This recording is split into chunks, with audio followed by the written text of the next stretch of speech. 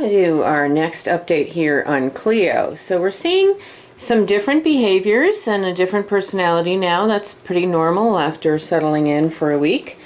The biggest thing that I'm seeing with this gal is, besides under-socialized, and I'm still going to say that that's true, is an absolute desperation for food. And with dry food, it's working okay. She's eating at a regular pace, although she's insisting on Purina indoor food rather than some of the no-grain, no-byproduct foods I've tried first. With wet food, she's eating like it's her last meal and her first meal ever. And so she is really voracious and aggressively eager for that.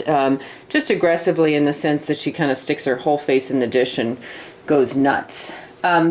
The reason I say all of that is I think that, and this is typical with some strays that have been kind of starved early on, that the one behavior you may well see in the home is really a desperation for food. So that means if you're a person who leaves food out on the counters and expects your cat not to get up there, or leaves your dinner plate sitting on the table while you get up to do something, I think it's all going to be fair game, and I think that's going to be a fairly hard habit to break her of because of her voracious eagerness. Now, sometimes these strays do learn after a while. Food's always plentiful. You don't have to be so crazy about it, but sometimes they don't. So keep that in mind. That's the one thing I'm seeing. You can see a lot more interaction and friendliness now, and the type of interaction and body language she's giving me is very typical for a cat who has not had it before but is eager to learn it and is anxious to be people-oriented and socialize, but just doesn't have a lot of experience. So it's hard to describe exactly what those traits are that's telling me that, but you can just kind of see it. So she is going to be friendly, interactive, and affectionate. That's great news. But she really is a cat that has missed the first year and a half of proper indoor people etiquette. And so there's going to be a learning curve with her and with you. And so I think the biggest thing is don't adopt this cat if your cat ownership style is pretty set in its ways. In other words, cats cannot be on my countertop.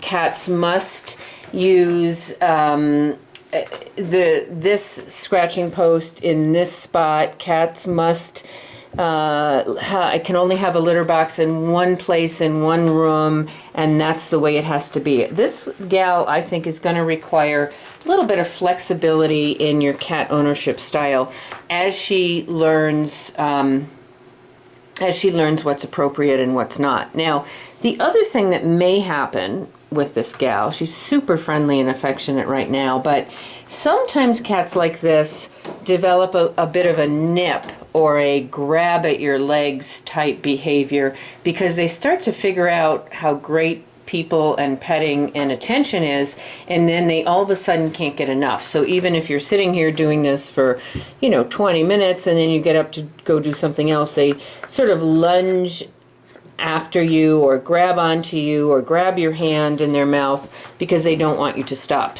I'm not seeing that behavior yet, but that is the type of behavior that wouldn't surprise me if we saw that in this girl. Now, you'll notice friendly, friendly, friendly, but notice how she keeps going back to this empty food bowl that is actually last night's food bowl, not even this morning's food bowl, and it's clean as a whistle, and she's still sort of licking at it and trying to get any last tidbits of it. So again, that food crazy thing is probably going to be